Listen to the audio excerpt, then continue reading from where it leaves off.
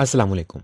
In this two-part of video tutorial series, we will explore folders, files, and project structure of Android Studio. And these are the topics that we will cover in both of these videos.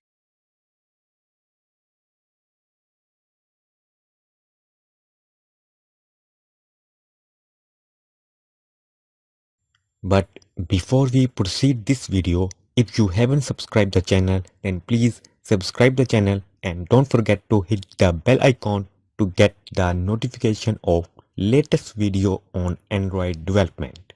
Now without wasting our time, let's move to our main topic.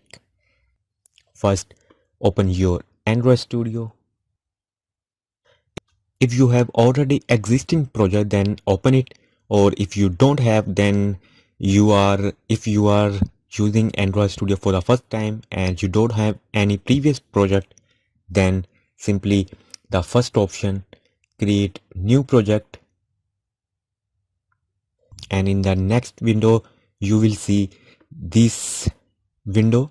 Select a project template, and in the first line you will see different options like phone and tablet, Wear OS, Android TV, automotive, and Android things, but we will choose phone and tablet. And in the next step you can see here you have a lot of options of activities like no activity, basic activity, bottom navigation activity, empty, login, Google Maps, full screen activity. But before we click next, let's talk about what is activity. Activity is a complete screen that you see when you start your app. Means everything from this point to this point is your one screen or your one activity. In simple non-technical words, we can say that if you have a register or a notebook or a note, then first page of your notebook or your note is your first activity, second page is your second activity, and that's it about activity. Now you can see here you have a lot of options.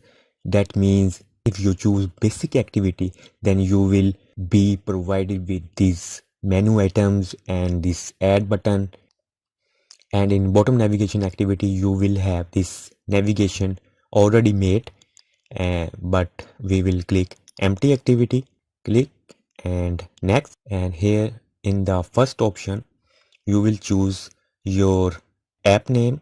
Make sure your app name is unique. Let's suppose we type my app, and here in the second line you can see package name. Package name is you can say is your app ID, and ID must be unique as two persons can't have a single ID. Similarly, two apps can't have a single package name or ID. And what is package name is your domain name, your company name, or your signature you want your app be known for, and it's your company name or any signature name that your other apps might have, and this is your app name, and complete this one makes the package name or ID of your app. And in the third line you can see the save location where your app or your project files will be saved, and I will not recommend you to change this path. And here you can see you will have two options, Kotlin and Java, but we will select Java.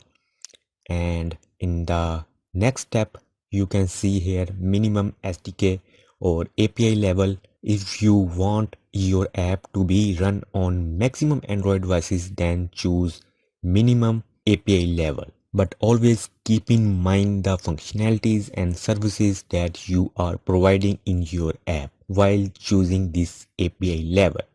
And here click finish, and as you can see our project Gradle is building. Now wait for the project to be built. Until our project builds and loads a file to be used in project, let's talk about the difference between the front end and a back end. Take an example of online form. For the front end, just remember one thing, that whatever you see on your app screen like logos, icon, buttons, animations, designs, colors, everything you can see is called your GUI or front end. In Android, we use XML to design our front end. Now the back end. When we are filling the form, you can see first two fields, full name and last name, don't allow you to enter digits or numbers. If you try to do so, you get an error message or notification. Similarly, email field don't allow you to enter anything else than email ID. If we enter too short or too long password, then you get message that help you to have strong password. Now question is, how all these things happens? Who checks that whether our data is valid or not? Answer is backend code.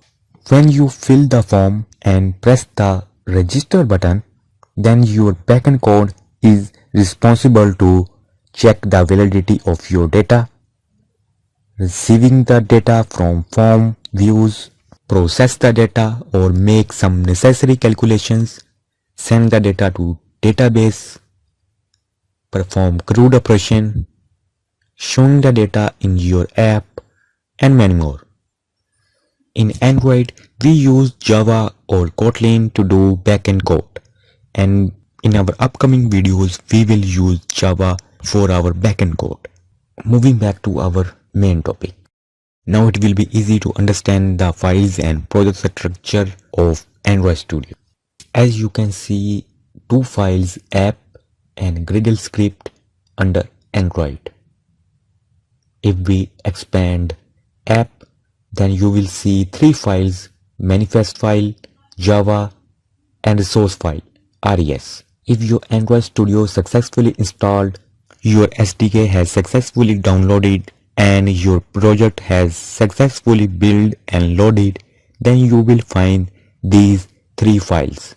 If you don't find these files or one of them is missing or find some other files in place of these files, then this means there is some problem. Simply close your Android Studio, make sure your laptop is connected to Wi-Fi and then restart the Android Studio. Hope this will help you to overcome the problem. Now first folder is manifest folder. Expand this folder and click Android manifest.xml file, manifest file.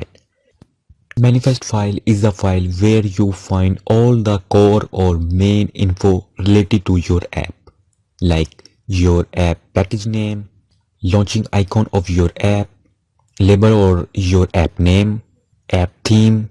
Here you will find the launching activity of your app. Launching activity means when you start your app, the very first screen you see is called your launching activity, and as you can see, our main activity is set as a launching activity, and you can set any activity as your launching activity.